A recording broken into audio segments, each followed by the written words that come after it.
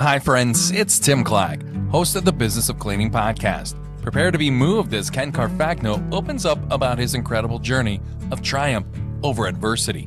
Back in 2005, he faced the daunting task of eliminating $160,000 in debt when he entered the cleaning industry.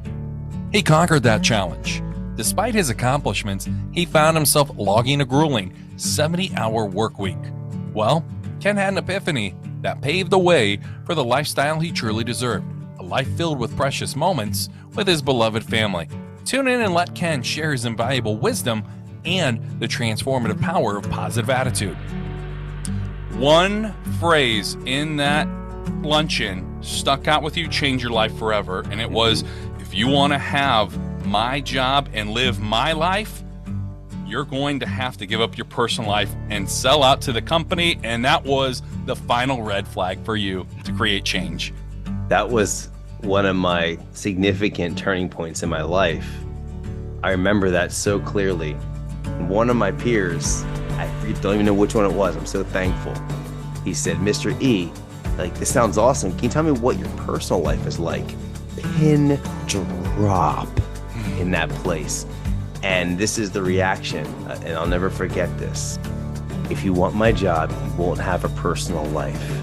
I live," and this was down in South Carolina. "I live here in Greenville, South Carolina. My wife lives in Atlanta."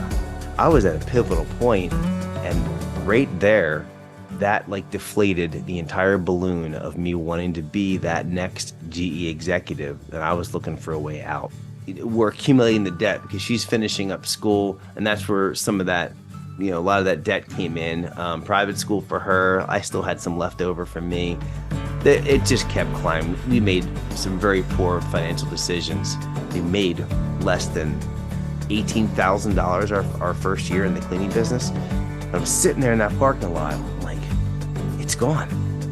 We have $170,000 in debt. I have no income. I was doing the work, but making no money. And so the frustration would set in.